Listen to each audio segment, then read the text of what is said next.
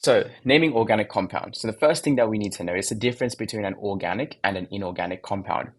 So, most people in chemistry up until now will have done inorganic chemistry. So, that's with things like metals and salts, right? So, table salt, NaCl, metals such as silver, iron, those stuff, they're all inorganic. Organic compounds are carbon-based stuff. So, things like us, for example, we are carbon-based organisms. So, like we're built on a carbon backbone, and that's kind of what makes us organic compounds. So organic chemistries, we're going to be dealing with a lot of stuff with carbon in it. So that's the main differentiator. So now that we know the difference between organic and inorganic compounds, let's go into a little bit more detail about it. So basically, when we're thinking about organic compounds, anything contains like a lot of carbon bonded to hydrogen, right? So that's the essence of an organic compound. And it is a massive subdisciple of chemistry, and there are around like 9 million something around 9 million organic molecules known, and even more being found out. And the most common or compounds are HONsP halogens, and these are the ones that are most commonly found bonded to organic compounds, and it's all because of the presence of carbon. So what's special about carbon is that carbon has four valence electrons, and so it can form four strong covalent bonds. So this is something that's very important and you should keep in mind for later when we learn about different organic compounds. And because of these four strong covalent bonds, it can come in many forms. And so because of this, they can bond together in rings and chains, and these form like essentially the organic compounds that we'll be talking about in this lecture. So the first thing that we'll be learning about is a thing called functional groups. So there are different types of compounds that you'll have learned. So in school right now and in class right now, you guys might have looked at or maybe come across acetic acid. So, all right, CH3COOH. So if we're trying to name this using the proper, what we call it is IUPAC nomenclature. So if we're trying to name it using that, we look at what functional group it is, and obviously, since we haven't learned it, it's going to be quite difficult. But the functional group for acetic acid is carboxylic acid. So acetic acid that you know of is actually ethanoic acid, which is pretty cool. So CH3COOH is actually ethanoic acid. So there are a couple functional groups that we see here, and you don't need to know all of them. So alkane, alkene, alkyne, alcohol. You also have the haloalkanes, the aldehydes, the ketones, the carboxylic acids, the esters, the amides, and the amines. So those are the main functional groups that you'll be covering in Module 7. So let's go into the prefixes. So you might have noticed that when I said, instead of acetic acid, I said ethanoic acid. So you can see here that the prefixes that I used is eth. So that refers to the number of carbon atoms within a chain of the organic compound that we're looking at. So we have meth, eth, prop, bute, pent, hex, hept, and oct. And that all depends on the number of carbon atoms in the longest unbranched chain, or the parent chain.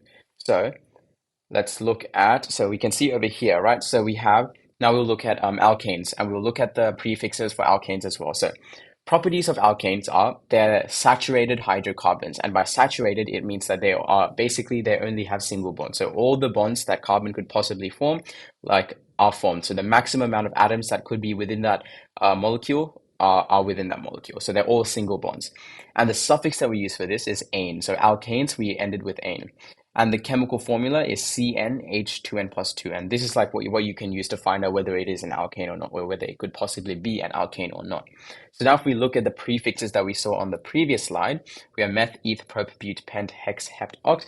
We can see here we have methane. So we're using the suffix now because the functional group of this compound is an alkane. So it's an alkane functional group. So we have methane, ethane, propane, and you can see here C3H8. That follows that formula of CnH2n plus 2. And it also shows us that propane, which if we look here, number of carbon atoms, 3. If we look at the compound propane, the number of carbon atoms in the longest unbranched chain is 3. So we have heptane over here, and the number of carbons in the longest unbranched chain is 1, 2, 3, 4, 5, 6, 7. So 7 corresponds to heptane. Same with octane, hexane, pentane, all of them. So that's what the difference between the prefix and the suffix is, and how we use the prefix. The prefix shows up most, if not all of the time, and the suffix shows up depending on what the functional group is. So the suffix often changes because we look at different functional groups. Like if we go back here, the different functional groups of alkane, alkenes, and alkynes, but the prefix always stays. So this is a little bit about alkane. So now we'll have a go at naming the alkane. So what is this compound? So let's go through the steps, right? So we want to find the longest, so we want to find the prefix initially, right? Or we'll first look at the functional group. So if we look at the functional group, this is a saturated hydrocarbon. And we can say it's saturated because it only has single bonds, right? So the maximum amount of atoms that could be bonded to this organic compound is bonded to it. So only single bonds saturated. Now, what do we know about alkanes? They're all single bonds and they're saturated hydrocarbons. So this functional group is an alkane functional, or like that, it is an alkane basically. Now that we know it's an alkane, what we also know is that the suffix of this compound is ane. So this compound, the name of this compound ends in ane, right? So now we need to find out what the prefix is. So for the prefix, what we do is we look at the longest number of carbon atoms in the longest unbranched chain, so the longest chain of carbon atoms. So if we count this now, we have 1 here, 2, 3, 4. So the longest carbon chain here is 4. Now if we go back, what is 4? 4 is bute. So we have the prefix and we have the suffix, and we put them together, we get butane. So here, the longest chain is 4 carbons, so the prefix is bute, functional group is alkane, prefix is ane, and the name where you put it together is butane. So that's how we would name an alkane. This is essentially like how we name most, if not all, of the organic compounds that you learn in Module 7. So now a bit of a challenge question. What is this compound? So like initially, like right off the bat, we can see that it's not going to be an alkane because it has a double bond. And one of the key properties of an alkane is it only has single bonds. So if we go back now, what has a double bond here? An alkene has a double bond here. An alkene has a double bond between 2 carbon atoms. So this functional group is probably going to be an alkene. And we haven't learned how to name alkenes yet. So one thing that I will say is naming things like alkanes, naming saturated hydrocarbons are a lot easier than naming unsaturated hydrocarbons. So alkenes, because they don't have only single bonds, they're unsaturated hydrocarbons. So to name this, right, we know what the functional group is, and just like alkanes, the suffix of an alkene is going to be ene. So this compound will end in ene. And we'll look at the double bond here, right? So we know it's alkene. Now we need to look at the prefix, right? So the longest chain of carbons, of unbranched carbons. So we'll look here. 1, 2, 3, 4, 5. So it's 5. And the prefix for that is pent. So it's going to be pentene. But we're not done yet. It's not just pentene, because if you can see here, right? There's a lot more variation, right? The double bond could be here instead of here. And we can't just call both of them pentene, right? So we need to specify this pentene from a pentene with a double bond over here. So the way we do that is we look at which bond the double bond is in. So it's in the bond 1, 2. So it's in the second bond. So what we do is we call it pent-2-ene because the bond is located, the double bond or the functional group, the double bond is located in the second bond. So if we look here, right, the longest chain, 5 carbons. So our prefix is pent. The functional group is alkene because of the double bond between 2 carbons. The location of the functional group is in the second bond. So 1, 2, second bond. The prefix, because the functional group is alkene, the prefix is ene, and so the name is pent-2-ene or 2-pentene. Different ways of naming it, both are correct. I prefer pent-2-ene, that's just how I wrote it, but my friends have written 2-pentene, it's just the same thing. That's how we would do it. So now let's go into a little bit more in depth about naming alkenes and alkynes. So alkanes, alkenes, alkynes have very similar naming conventions in that their suffixes are they follow the same pattern. So for alkenes, the suffix is ene, and the chemical formula is CnH2n. So for alkanes, it's H2n plus 2. For alkenes, it's H2n. So CnH2n. And then, yeah, they're unsaturated hydrocarbons, and they have at least one double bond between the carbons. For alkynes, there are also unsaturated hydrocarbons, and they have at least one triple bond between the carbons. So the alkyne is common between the due to the triple bond that exists between the carbons. And the prefix again comes from the number of carbons in the longest carbon chain, and the suffix is "-ine". So the chemical formula CnH2n minus 2, that is the chemical formula for that. A couple side notes now. So the electron density of the double bond makes it more reactive. So it makes it more reactive than an alkane. So the electron density of the double bond and the triple bond makes it more reactive than the single bond within the alkane. We don't need to worry about it right now, but just keep that in mind. Alkenes are unsaturated since a double bond can flip out and bond to another atom. So if the double bond did flip out and bond to another atom, then the alkene would all of a sudden become an alkane. So if that double bond flipped out and connected to another hydrogen, then the alkene would become an alkane. but if it connected to anything else, it would not become an alkane. It would become a saturated hydrocarbon. That's different to an alkane, because an alkane is pure, right? It only has carbons and hydrogens in it. And another thing is things like methene and methane, they don't exist because it's just one singular carbon atom, right? So we can't have a double bond or a triple bond within a singular carbon atom. It just doesn't work. So yeah, because the definition is one triple bond between carbons, and if there's only one carbon, then it just doesn't work. So there is no methane or methane, it's just methane. But for alkenes, we have ethene, propene, butene, pentene, hexene. Obviously, we'll have to specify where the double bond is. Same with alkynes, we'll have ethine, propyne, butane, pentine, hexine. And it goes all the way up as well. So that's naming alkenes and alkynes.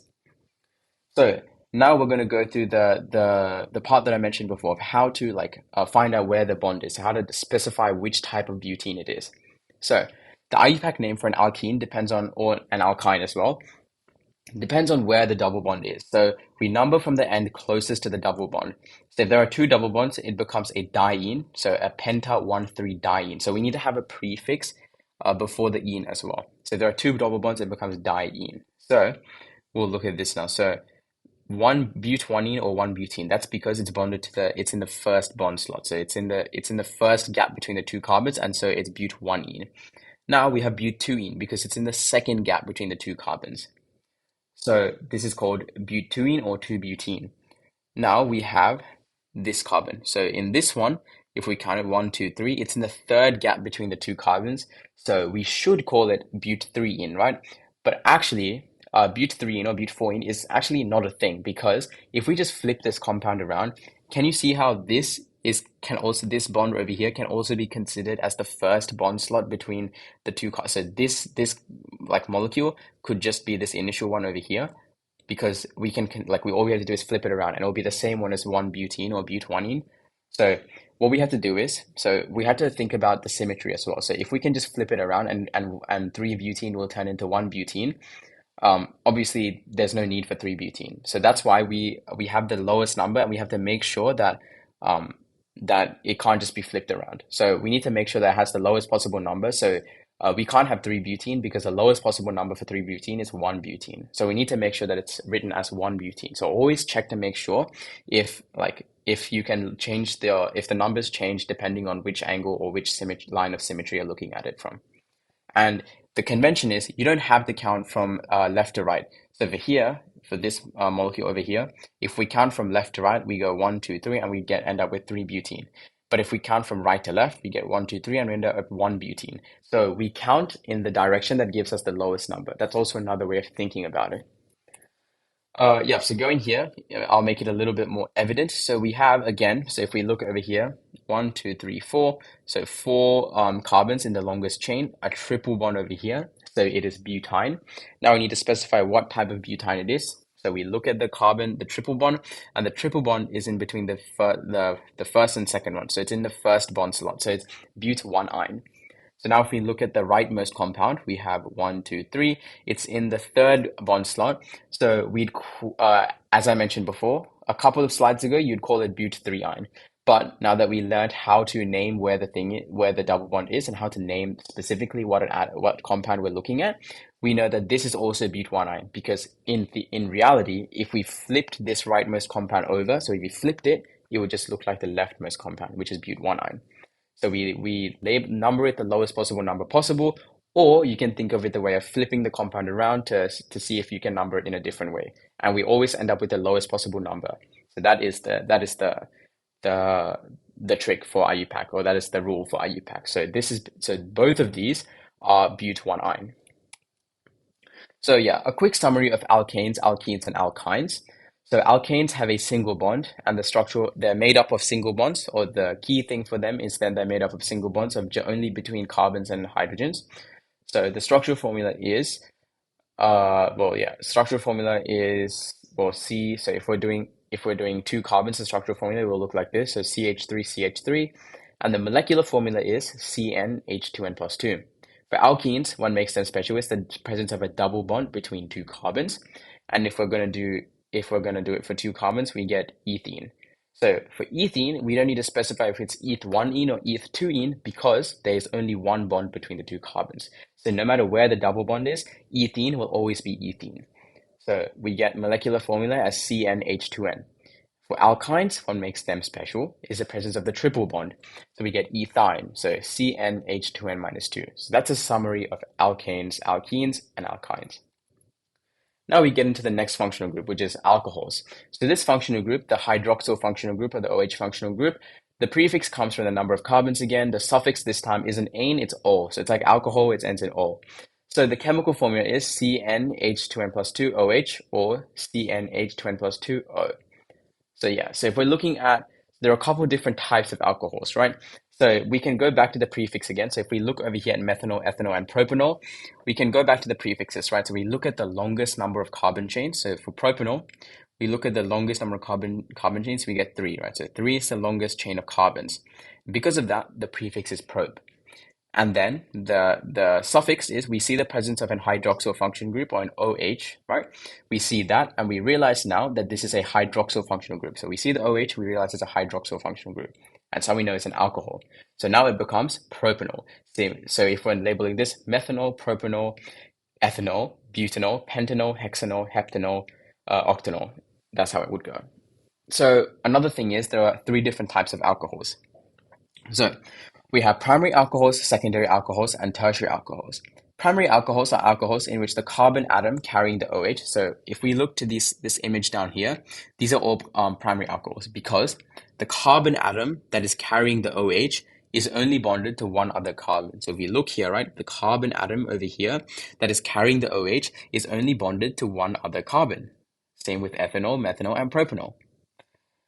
Secondary alcohols are alcohols in which the carbon atom carrying the OH group is attached to 2 other carbons. So we can't see it here, but if this carbon atom over here was attached to another carbon somewhere else, it would be a secondary alcohol. And tertiary alcohols are alcohols in which the carbon atom carrying the OH group is attached to 3 other carbons. So in terms of the questions that you might get in school, it's a good thing to know what primary, secondary, tertiary alcohols are and know them in the sense of being able to define them and maybe draw them out as well, because it is a possible question that can come up. So now let's go at naming this, right? So let's go through this. So let's look at the longest carbon chain. So the longest carbon chain here. Oh, let's first look at the functional group. So the functional group here is I'm looking, and I see the presence of OH bonded to carbon, right? So this is how they would normally lay it out. Obviously, if we're expanding it out, the oxygen is bonded to the carbon and the hydrogen is bonded to the oxygen, right? It's not like the carbon is bonded to both oxygen and hydrogen. So we see the OH group, the hydroxyl functional group, and we realize that this compound is now an alcohol. So we know it ends in like ol, so we know the compound ends in ol. Now we just need to find out what the longest carbon chain is. So if we're trying to find out what the longest carbon chain is, let's look through it now. So 1, 2, 3, 4. So if we look over here, the longest carbon chain is 4 now. So we have the longest carbon chain 4, and so the prefix is but. So the prefix is but. So we know it's a type of butanol, right? It's a type of alcohol with 4 carbon chains in it. It's a type of butanol. But we need to now, because you can see here now that the functional group here can move around, right? It can move around to any of these hydrogens, can be replaced with OH, right? So we need to specify, we need to know between the different types of butanol. So we have butan 1-ol, butan 2-ol. We need to know between the different types, right? So let's count. So this hydroxyl functional group is on the first, the second. So it's in the second carbon. So it's attached to the second carbon. And because it's attached to the second carbon, we name it butan 2-ol. Yep. So let's go through this now. So the longest chain is 4 carbons. So we get but. The functional group is a hydroxyl functional group. Prefix is ol. The position of the functional group is on the second carbon. And so the name becomes butan 2-ol. So now if we count from right to left, we get the third carbon, right? But the third carbon, it can't be the third carbon, right? Because there's a line of symmetry across this line. So we can flip the compound around, and this third carbon now becomes a second carbon, right? If we flip it around. So at max, you can only have butan 2-ol. So there's only 2 variations of butanol, butan 1-ol and butan 2-ol, because butan 3-ol is just butan 2-ol flipped around, and butan 4-ol is just butan 1-ol flipped around. So if that doesn't make sense, have a go at writing out butan 4-ol and butan 3-ol, and then compare it to butan 2-ol and butan 1-ol. I guarantee you it's just the same compound but flipped around. So that's alcohols. Now we'll go on to side branching. So you might have heard me say earlier when we're trying to find the parent chain, we're trying to find the longest unbranched carbon chain. So branching can also occur in organic compounds. So what we call a branched thing is an alkyl group, so it's an alkane missing one hydrogen. So we have methyl and ethyl groups. So if we look over here, we have methane, we remove one hydrogen and it becomes methyl. We have ethane, we remove one hydrogen and it becomes ethyl. And what happens is these methyl and ethyl groups, they end up bonding to the parent chain. So if this methyl, let's take two methyl groups. So let's take butane, right? So we have butane over here and let's take two methyl groups. If we take two methyl groups and bond it to this butane, so we bond it here and here, we get 2,3-dimethylbutane. So let's read the thing now. In the same way that hydrogens can be substituted by halogens, they can also be substituted by methyl and ethyl groups. Same with propyl groups. It can keep going. So they're also listed in alphabetical order. And so if there are also halogens, then everything is listed in alphabetical order. So basically, right, we also have a prefix before the methyl and ethyl groups. So if we look at this compound right here, 2,3-dimethylbutane. Yeah, so let's look at 2,3-dimethylbutane over here. So firstly, so this compound looks pretty terrifying. It's like a jumble of carbons and everything, but we need to take a look at to analyze everything that's going on here, right? First thing that we do, functional group. So we look over here, all single bonds, it's going to be an alkane. So we know the functional group is an alkane now. Now we need to find the longest carbon chain. So if we look here, follow my cursor now, we have 1, 2, 3, 4. So that's 4. Now we have 1, 2, 3, 4. That's 4. We have 1, 2, 3, 4. That's 4. 1, 2, 3, 4. That's also 4. And we have 1, 2, 3. So that's not 4. So the longest carbon chain is 4. And there's like many different ways that we can achieve the longest carbon chain of 4.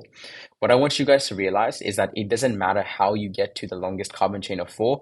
Any one of those will work. So for this example, I didn't take a straight line chain of 4. I took the zigzag pattern, like the Harry Potter lightning bolt type pattern. So I got 1, 2, 3, 4. C1, C2, C3, C4. I labeled them over here. So now if we look at this diagram, right? We have we have two methyl groups. So this is our longest carbon chain. So we know it's a type of butane, right? We know it's a type of butane because it's an alkane. So if we go through this 4 over here, we have C1, C2, C3, C4. Now we need to look at where the side branches are bonded together. So this first methyl side branch is bonded to C2, the second carbon. This third methyl functional group, or this third methyl group, is bonded to the third carbon, C3, the third carbon. So two methyl chains. So because it has two methyl chains, it becomes dimethyl. So this di is very important. You need a prefix. It can become trimethyl, dimethyl. You need a prefix. If it's just one, it's just methyl. So there's no monomethyl. It's di, tri, and then it keeps going upwards. So because there's two methyl groups over here, we get 2,3-dimethylbutane. So the dash is after the numbers, and we get 2,3-dimethylbutane. So this 2, 3 denotes where the methyl groups are bonded to the main carbon chain. And another thing that's very important is over here it says the same way that hydrogens can be substituted by halogens, they can also be substituted by methyl and ethyl groups. And these substituted groups are listed in alphabetical order. That's ignoring this like prefix of di. So if we have an ethyl group bonded to it, it will become ethyl methylbutane. Right? Not methyl ethyl butane, it will become ethyl methylbutane because E comes before M. So even if we have ethyl dimethylbutane, even if we have a dimethyl and ethyl group, and D is like before E, it would still be ethyl dimethylbutane because we forget about the prefix, we're only looking at the actual like alkyl group. So we forget about the prefix when we order it in alphabetical order. So now let's go into aldehydes and ketones. So the functional group here is a carbonyl functional group. So the CO double bond. So this carbonyl is double bonded to an oxygen and single bonded to two other things. So in aldehydes, the carbonyl is bonded to one hydrogen and one further chemical group, i.e. the carbonyl group is always on the end for an aldehyde. So we have the chain of carbons, and then at the end of the chain of carbons, we have a carbonyl group. And if it's at the end, we know it's an aldehyde. So naming aldehydes, because they're always at the end, so the suffix is al for this one. So because the functional group is always at the end, we don't need to specify the number of like where the locant number or where the functional group is on the carbon chain, because it's always attached to carbon number 1. So that's very important. Remember, it's always attached to carbon number 1, not the last carbon, but the first carbon. So now let's look at ketones. So for ketones, they're very similar to aldehydes, except the carbonyl functional group can be anywhere, just not at the ends, because if it was at the ends, it'd become an aldehyde. So anywhere but the ends, the carbonyl functional group can be, and when that happens, we name it a ketone. So let's look at the suffix, right? The suffix for this one is -one. And so the smallest, so let's look at the diagrams over here. The smallest ketones possible is propanone. And propanone is the smallest one because if we have ethanone, there is no ethanone because the carbonyl groups can only be at the ends. And if it's at the ends, then it becomes an aldehyde, so it becomes ethanal.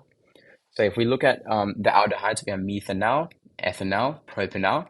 And if we look at the ketones, we have propanone and 2-pentanone. So propanone, we don't have to specify, but for butanone and pentanone, we need to specify on what carbon the double bond or the carbonyl functional group is bonded to. So let's take a look at this, right? So let's look at this first of all. So we need to look at the functional group here, right? Let's take a look at.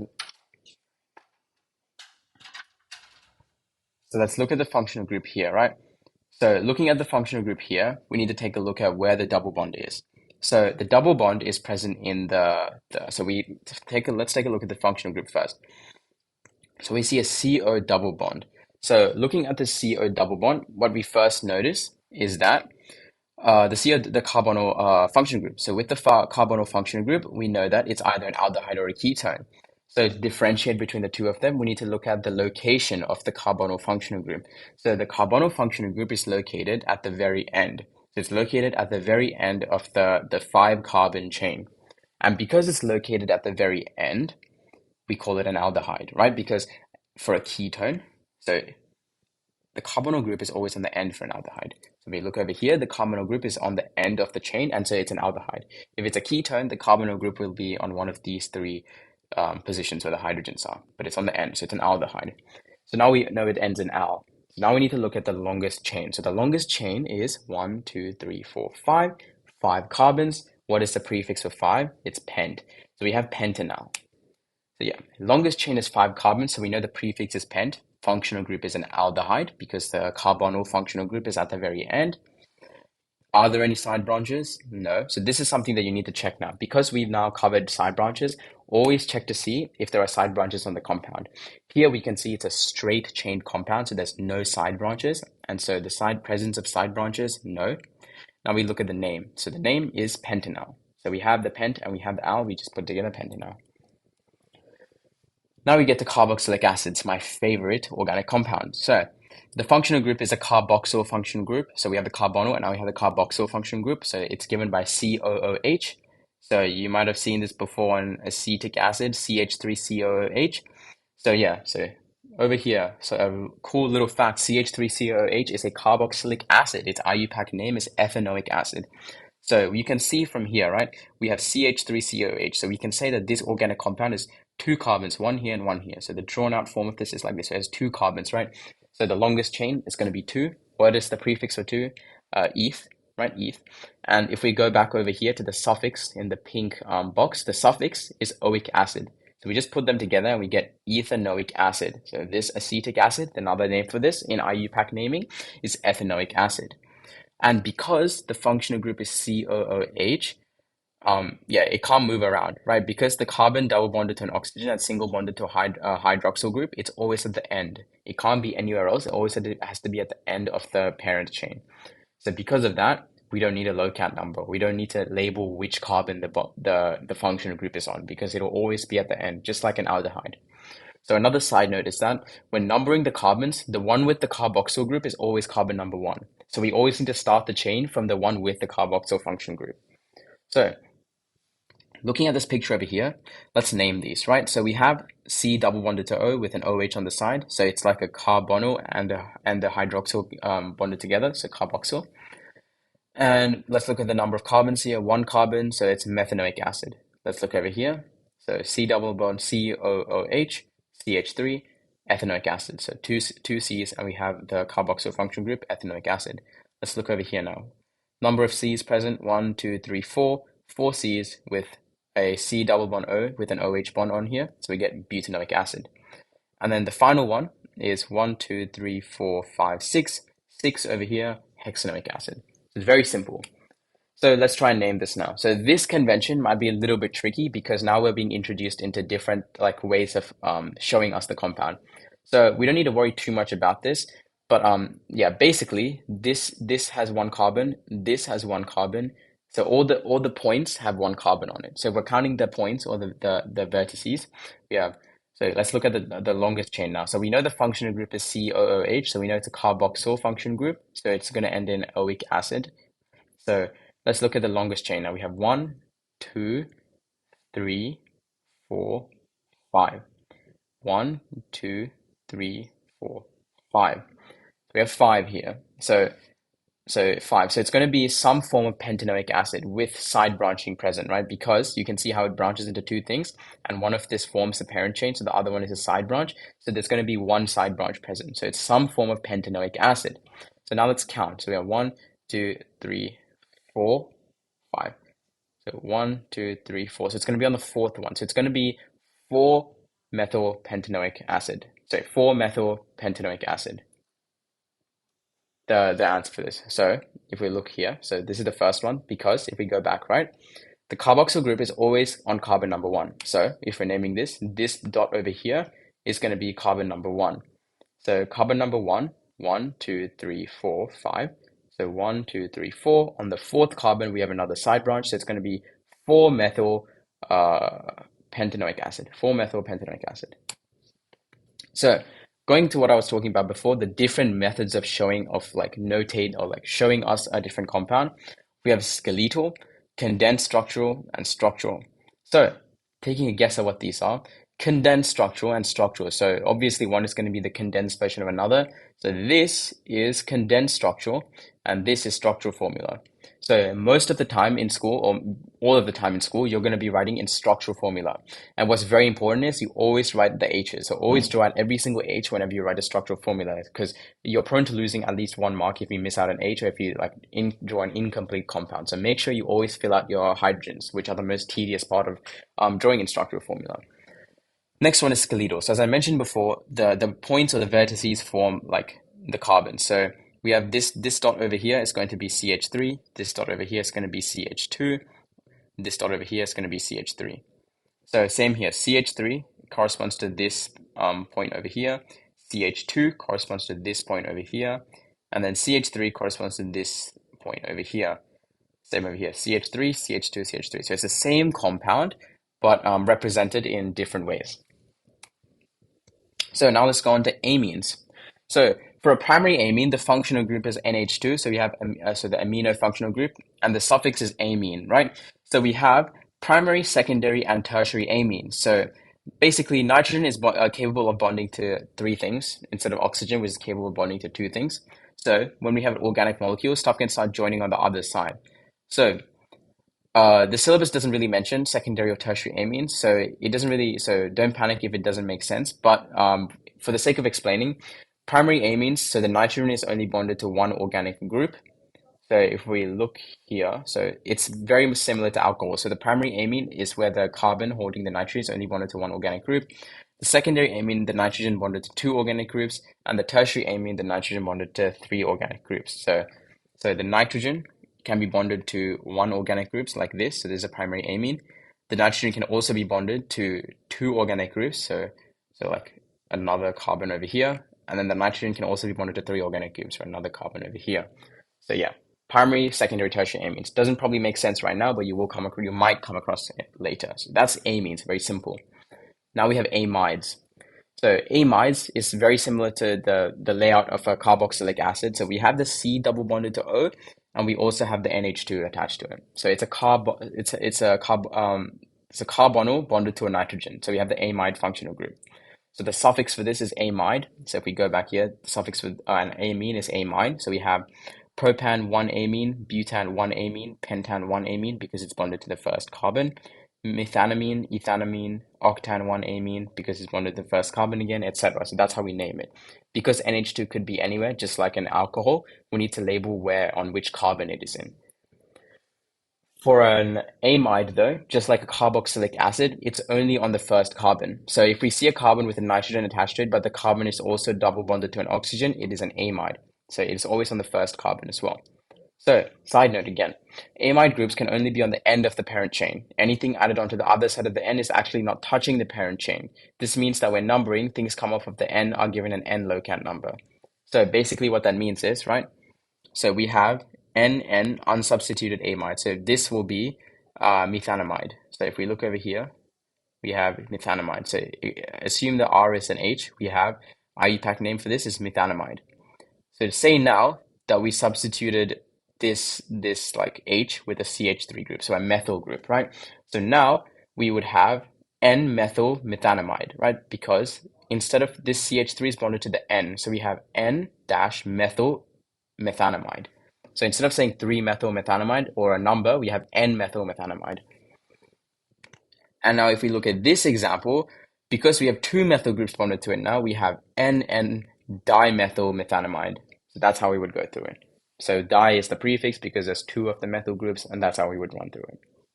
So now we're nearing the end of our IUPAC nomenclature, or our naming of through IUPAC means. So now let's go through what happens when a halogen is, or like a hydrogen is substituted by a halogen. So we get things like chloroethane, we get like chloroalkanes, bromoalkanes, etc. So yeah, let's look at this one, right? This one is called a chloroalkane or chloroethane. So this is called a chloroethane because, and there's no number. So you can see here we have two bromobutane, we have numbers. So this one, we don't really need a number because if we look here, right, there's only one possible, no matter which chlorine it's going to be bonded to, it's still going to be chloroethane, right? There's no 1 and 2 chloroethane. It's going to be the same because you can flip it over and it's going to be symmetrical.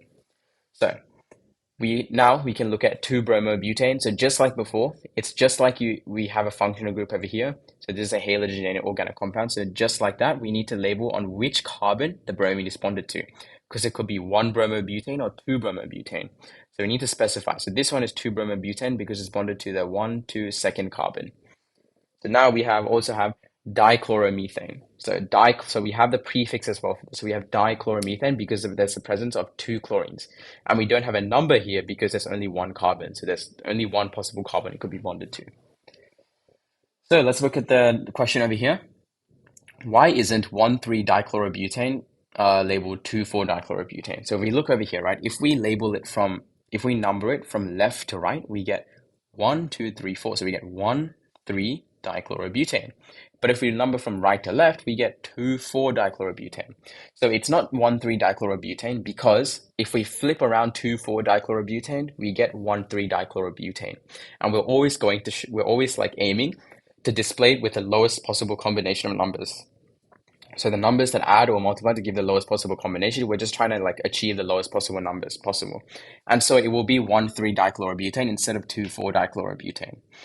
Over here, we can't really change much. We could do 3,3-dichlorobutane, but obviously 3,3-dichlorobutane is just 2,2-dichlorobutane flicked around. So yeah, it's just going to be 2,2-dichlorobutane.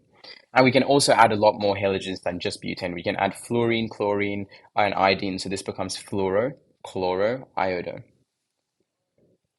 So a little bit more about halogen and organic compounds.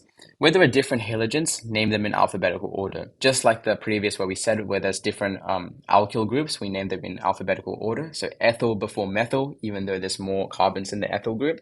So if we look over here, right, we have 4-bromo, 1-fluoropentane. So note, if you number from the right, then the first halogen is on carbon 1. Whereas if you number from the left, then the first halogen is on carbon 2. Thus, you should number from the right. So what they're trying to say is you'll get a lower number overall if we number from the right going left, as opposed to if we number from the left going right. So what if numbering from either end is the same? So we get 2, 2, so they're both the same, right? So we get 2, 4, so so no matter where we label it from, we'll get 2, 4 as our numbers, right?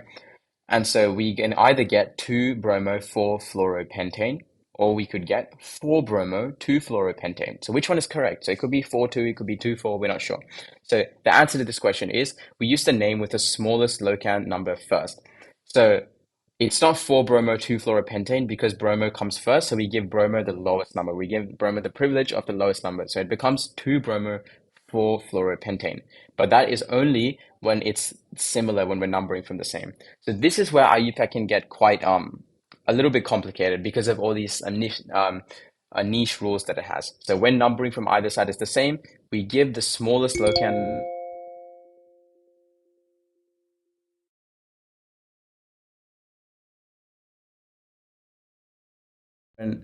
Different halogens, right? So going back over here, we can name them in alphabetical order: 4-bromo-1-fluoropentane. That's all good. Moving on. So now, naming organic compounds. So the process for naming organic compounds. So this is like a summary of what I've gone through. So we have gone through this in the previous question. So we look here, right? We go through this process where we go through the longest chain, functional group, side branches, name. It's just that thought process simplified down again. So firstly, we count the number of carbons in the longest unbranched carbon chain to identify the stem name. So stem name is like basically what we use to identify the prefix. So whether it's pent, eth, meth, etc. And then we add the suffix, right? So we identify the functional group, and then we identify what the suffix will be. So what will it be? An ane, an ene, an oic acid, an ol. So yeah, we identify what it will be. And then we add the halogen and then we'll add it together, or if it's different, we have the halogen prefixes. So we need to make sure that the halogen prefixes are listed in alphabetical order, and also the alkyl group, so methyl, ethyl, propyl. So those side branches, we need to make sure they're also listed in alphabetical order. And now let's read the notes over here. So the locant number, which is what I have been referring to occasionally, tells you which number the halogen is attached to. So I have mentioned this differently. So I mentioned which carbon is the side branch bonded to, or the functional group bonded to, right? That's basically the locant number. And then every single halogen needs its own locant number, even copies of the same halogen. That's why we get something called 2,2-dichlorobutane. It's not just 2-dichlorobutane, it's 2,2, because each chlorine atom gets its own locant number. And then we also get di-tri-tetra prefixes for the halogens, and also for other functional groups as well, and also for the side branches as well. And then, as I mentioned before, these di-tri-tetra prefixes are not considered in alphabetical order. So the alphabetical order only refers to the actual word. So methyl, ethyl, it only applies to those, and the fluoro, chloro, bromo, iodo. It doesn't apply to the di, tetra, and tri. So now, final question to identify what the compound is. So let's go through the thought process again. So the first thing that we do is we try to identify what is the functional group here. So the functional group, I can only see, so this is what we would call a mix of condensed structural formula and also structural formula itself. So the CH3 would just be a carbon bonded to 3 hydrogens. So looking at this, I can tell instantly that it's a saturated hydrocarbon, so it will be an alkane. Looking at these answers, they're all alkanes, they all ended ane, so that's not going to rule out any options. So now what we need to do is we need to find the longest carbon chain. So going through this, we have 1, 2, 3, 4, 5, 6. So that's 6, pretty long. Let's go through here. 1, 2, 3, 4, 5, 6, 7. So 7. So now we know that the longest carbon chain is 7. So it's going to be a form of heptane. So automatically, C and D, they're ruled out. So heptane is our answer. So it's going to be either A or B. So now we just need to identify where it's going to be located. So obviously, as I mentioned before, we go for the answer with the lowest possible numbers, outcomes, right? So we have two options, 3, 5, 5, 3, 3, 5. So let's do this. Let's count from left to right. So we count from left to right, we get 3, 5, 5. So the left to right is option B. Right to left is 3, 3, 5. So right to left is A. So we would pick A because 335 has a lower overall locant number than 355. So we were aiming to go for the lowest number. And obviously because there's 3 side branches, it becomes trimethylheptane. So the answer is A, 335 trimethylheptane. So now, finally, esters. So when drawing esters, we draw the alkanoic acid. So esters are also another form of organic compound. It looks something like this. So C double bonded to O, single bonded to O with another like carbon or like a carbon chain attached to it. So when drawing this, we have the alkanoic acid or the carboxylic acid on the left, and the alkanol or the alcohol on the right. And so the carboxylic acid on the left, the alcohol on the right. And the carboxylic acid is the one that has the oxygen double bonded to it. So this is kind of what an esterification reaction looks like. So this is very probably quite good to remember. So obviously the length of these carbon chains can be changed, and accordingly the name of the ester will change, and also the length of the ester will change. So we have alkanoic acid plus alcohol goes into alkyl alkanoate plus water. So if we're reacting butanol, it becomes butyl propanoate. If we're reacting methanoic acid and ethanol, we get ethyl methanoate, etc. So that's how the naming convention works. It's very similar to this image over here, and we can use that to kind of derive what the names for other esters will be. So now, a summary. So we have the carboxylic acids, the amides, the aldehydes, the ketones, the alcohols, and the amines. So we have the carboxyl, the amido, the oxo, the hydroxy, the amino. We have the oic acid, the amides, the al, the one, the ol, the amines. And then we also have the structure of the functional group. So we have the C double bonded to O with an OH group attached to it. We have the C double bonded to O with an NH2 bond attached to it. We have the C double bonded to O with just an H attached to it. Obviously, this is the aldehyde. We have the C double bonded to O in the middle of two carbon chains. So this R over here is basically, it's a symbol that represents another carbon chain. So R dash means a carbon chain different to R. So it's two different carbon chains. That indicates that this carbon is in the middle of this like two different carbon chains. And so the ketone is going to be in the middle of the carbon chain. So yeah, it indicates that it's not at the end. But over here, for the aldehyde, because the R is only on one side and the other carbon is bonded to the H, we know that this C finishes off this carbon chain R. So the C double bond to O is at the end of the carbon chain, and so it becomes an aldehyde.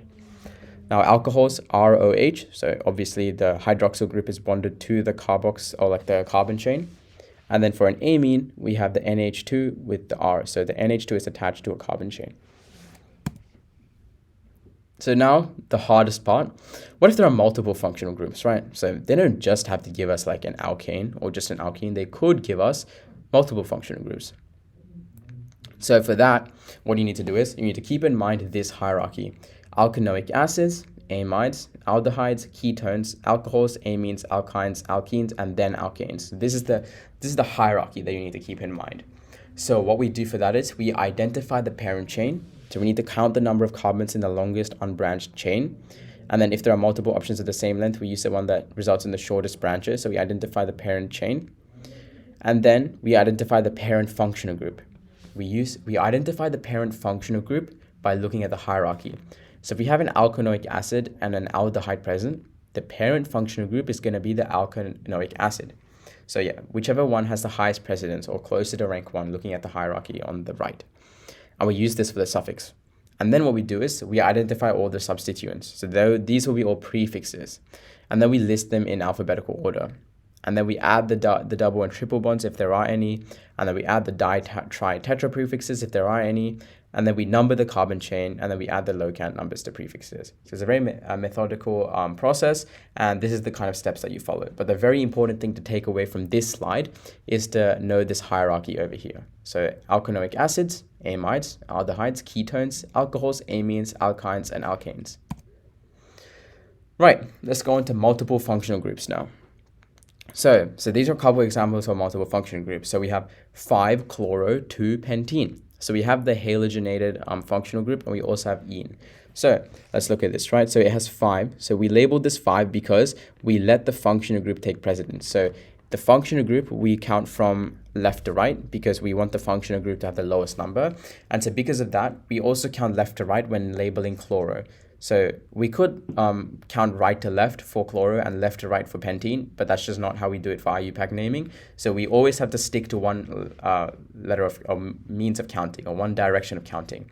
And what takes precedence is this number over here, the number of the functional group. So we count from left to right to give the functional group the lowest number. So counting from left to right, the double bond is in the second bond slot. So it's 2-pentene or pentuene.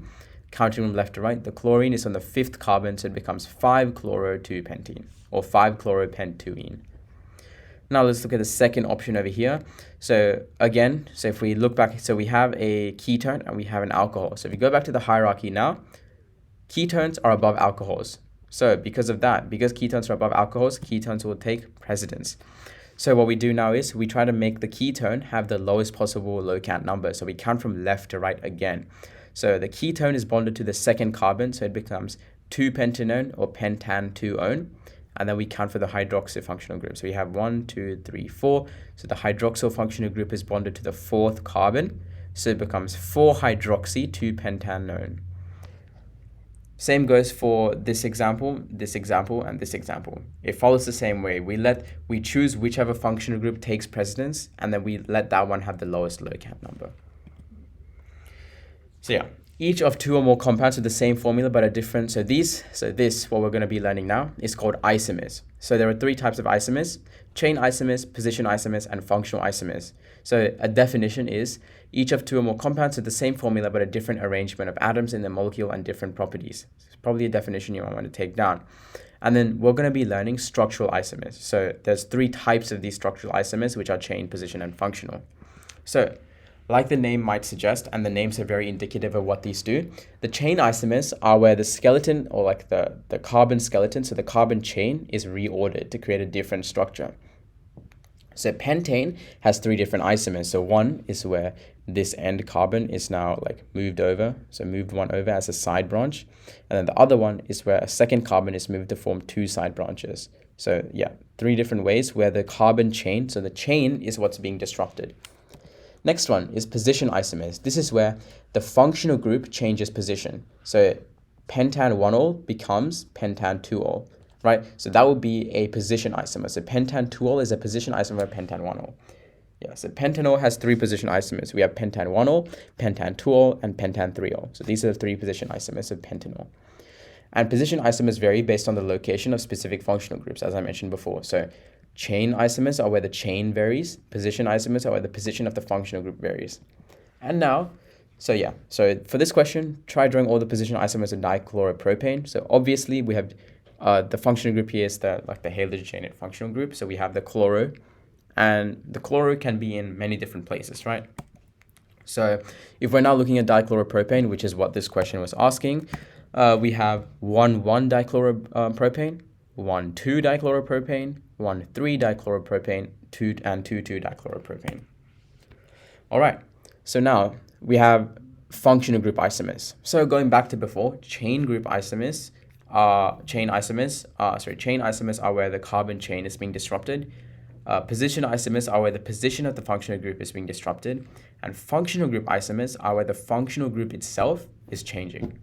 So if we have over here cyclohexane and 1-hexane. So cyclohexane is basically an alkane, but like in a circle, and it has a different functional group. So cyclohexane is a functional group isomer of 1-hexene. Even though they have the same like molecular formula of C6H12, they have different functional groups. So that's how it works.